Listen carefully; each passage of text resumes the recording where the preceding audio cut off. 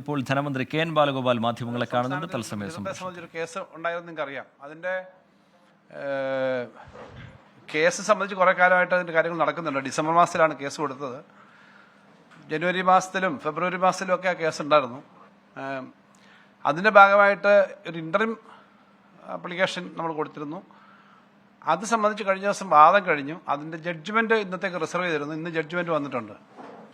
അപ്പോൾ ഈ ജഡ്ജ്മെൻറ്റ് വന്നു കഴിഞ്ഞപ്പോൾ എല്ലാ സ്ഥലത്തുനിന്നും സ്വാഭാവികമായും തിരുവനന്തപുരത്തുനിന്ന് ആണല്ലോ പ്രധാനമായിട്ടും ഈ മേഖല കൈകാര്യം ചെയ്യുന്ന പത്രപ്രവർത്തകരെല്ലാവരും വിളിക്കുന്നുണ്ടായിരുന്നു. ടി വിയിൽ നിന്ന് ചാനലുകളിൽ നിന്ന് വിളിക്കുന്നുണ്ടായിരുന്നു.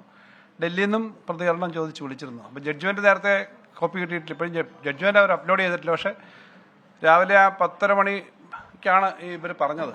ഞാൻ ആ വിധി കേട്ടതും പിന്നെ കിട്ടിയ വിവരങ്ങളുടെ അടിസ്ഥാനത്തിൽ കാര്യങ്ങൾ പറയാമെന്ന് പറഞ്ഞു. അപ്പോൾ ഇവിടെ വരുന്നുണ്ടെങ്കിൽ ഇനിയിപ്പോൾ ഞങ്ങളുടെ പാർട്ടി ഓഫീസിലോ മറ്റു പരിപാടിക്കോ നിൽക്കുന്ന സമയത്ത് പറയുന്നതിനേക്കാളും നല്ലത് ഇതൊരു പ്രധാനപ്പെട്ട ദേശീയ തലത്തിൽ തന്നെ പ്രാധാന്യമുള്ളൊരു കേസാണ്. സംസ്ഥാനത്തെ സംബന്ധിച്ച് വളരെ പ്രാധാന്യമുള്ളൊരു കേസാണ്.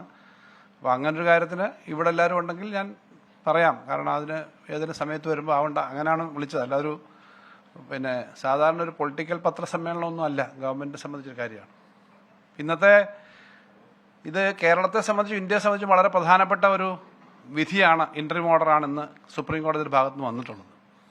അതിലേറ്റവും പ്രധാനപ്പെട്ട കാര്യം സംസ്ഥാന ഗവൺമെൻറ് ആവശ്യപ്പെട്ടിരുന്ന കാര്യങ്ങൾ ഫിസ്ക്കൽ ഫെഡറലിസത്തിൻ്റെ ധനകാര്യ രംഗത്ത് സംസ്ഥാനങ്ങളുടെ അവകാശങ്ങൾ ഉൾപ്പെടെയുള്ള കാര്യങ്ങളെ സംബന്ധിച്ച് ഇന്ത്യയിലെ ആദ്യമായിട്ട് വരുന്ന സുപ്രീം കോടതി വരുന്നൊരു കേസാണിത്. ഇന്ത്യ ഉണ്ടായതിന് ശേഷം, സ്വാതന്ത്ര്യം കിട്ടിയതിന് ശേഷം ഇത്തരൊരു കാര്യത്തിൽ ആദ്യമായി വരുന്നൊരു കേസാണ്. ആ കേസ് സംബന്ധിച്ച് നമ്മൾ മുന്നോട്ട് വെച്ച പ്രശ്നം, ഒന്നാമത്തെ കാര്യം നമ്മുടെ സംസ്ഥാനത്തിന് അർഹമായിട്ടുള്ള വിഹിതത്തിൻ്റെ പ്രശ്നം വലിയ പരാതിയിലുണ്ട്. അതിനകത്ത് ധനകാര്യ കമ്മീഷനുകളുടെ 14ാം ധനകാര്യ കമ്മീഷൻ്റെ സമയത്ത് എടുത്ത പണം 15ാം ധനകാര്യ കമ്മീഷൻ സമയത്ത് വെട്ടിക്കുറച്ച് തുടങ്ങിയ കാര്യങ്ങൾ, സാങ്കേതികമായ പ്രശ്നങ്ങളുണ്ട്. സംസ്ഥാനത്തിൻ്റെ ഭരണഘടനാപരമായ അവകാശം ഉപയോഗിച്ച് കടമെടുക്കുന്നതിനും അതിൽ പ്രവർത്തനം സംബന്ധിച്ചുള്ള കാര്യമുണ്ട്. ഇതെല്ലാം സംബന്ധിച്ചുള്ള കാര്യങ്ങൾ പറയുമ്പോൾ ഇത് തെറ്റാണെന്നുള്ള ഇത് ആർഗ്യുമെൻ്റൊന്നും അടിസ്ഥാനമില്ല എന്നാണ് BJP ഗവൺമെൻറ്റും BJPയും പറഞ്ഞത്, പ്രതിപക്ഷം പറഞ്ഞത്, UDF. പക്ഷെ ഏറ്റവും നിർണായകമായ ഇന്നത്തെ വിധിയുടെ ഒന്നാമത്തെ കാര്യം, കേരളം കൊടുത്ത അപേക്ഷ, സുപ്രീം കോടതി കൊടുത്ത ആ പെറ്റീഷൻ, അത് ഭരണഘടനാപരമായി പരിശോധിക്കേണ്ടതാണെന്നും അത് 2-അംഗ ബെഞ്ച് ഇന്ന് വളരെ ബഹുമാനപ്പെട്ട ജഡ്ജിമാരെന്ന് പറഞ്ഞത് ഇത് ഒരു ഭരണഘടനാ ബെഞ്ച് തന്നെ പരിശോധിക്കേണ്ട അത്ര സീരിയസ് ആയ വിഷയമാണ് എന്നാണ് ഇന്ന് സുപ്രീം കോടതി വിധി വന്നത്. അപ്പോൾ കേരളം പറഞ്ഞ കാര്യം അങ്ങേറ്റം ഗൗരവതരമാണെന്നും കേരളം പോലെ ഇന്ത്യയിലെ വിവിധ സംസ്ഥാനങ്ങൾക്ക് ധനകാര്യ കാര്യങ്ങളിൽ, സാമ്പത്തിക കാര്യങ്ങളിൽ ഫെഡറലിസത്തിൻ്റെ അംശത്തിൽ നേരിടുന്ന പ്രശ്നങ്ങളെ സംബന്ധിച്ച് ഭരണഘടനാ ബെഞ്ച് തന്നെ പരിശോധിക്കണമെന്ന് സുപ്രീം കോടതി പറഞ്ഞു എന്നുള്ളത് വളരെ പോസിറ്റീവായ കാര്യമാണ്. ഭരണഘടനാ ബെഞ്ചിലേക്ക് പോകത്തക്ക വിധത്തിലേക്ക് ഇമ്പോർട്ടൻ്റ് ആണ് ഈ കാര്യം. കേരളം പറഞ്ഞത് അടിസ്ഥാനപരമായ കാര്യങ്ങളുണ്ട് എന്നുള്ളത് അംഗീകരിച്ചുകൊണ്ട് ഭരണഘടനാ ബെഞ്ചിന് പോയി. ഈ പെറ്റീഷൻ കൊടുത്ത സമയത്ത് എന്താണ് കേന്ദ്ര ഗവൺമെൻറ് പറഞ്ഞിരുന്നത്, അവരുടെ പ്രതിനിധി പറഞ്ഞതെന്നുള്ളതോടെ ഓർത്താലേ ഇത് മനസ്സിലാവും. ഇങ്ങനൊരു കേസ് എടുക്കാനേ പറ്റില്ല. ഇത് അബ്യുനിഷ്യോ തന്നെ, തുടക്കത്തിൽ തന്നെ തള്ളിക്കളയണം, എടുക്കാനേ പാടില്ല. ഒരിക്കലും അങ്ങനെ സംസ്ഥാനങ്ങൾക്ക് ഇങ്ങനെ കൊടുക്കാൻ അവകാശമില്ല എന്നാണല്ലോ പറഞ്ഞത്.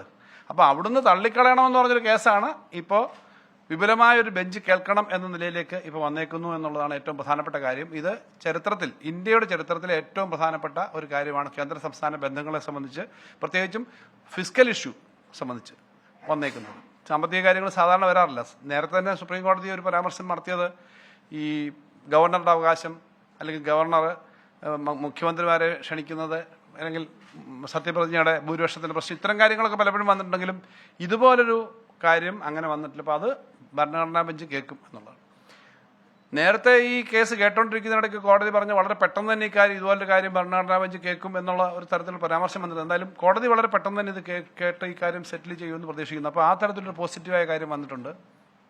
അതിനൊപ്പം ഇൻട്രീം ആപ്ലിക്കേഷൻ നമ്മൾ കൊടുത്തിരുന്നു. ഇൻട്രീം എന്ന് പറഞ്ഞാൽ ഈ കേസ് നടക്കുന്നത് വരെ, നടന്നു തീരുന്നത് വരെ ഞങ്ങൾക്ക് കിട്ടാനുള്ള വലിയ തോതിലുള്ള പണം കഴിഞ്ഞ 14ാം ധനകാര്യ കമ്മീഷന്റെ സമയത്ത്. ശരി, ധനകാര്യമന്ത്രി കെ എൻ ബാലഗോപാൽ മാധ്യമങ്ങളെ കാണുകയായിരുന്നു.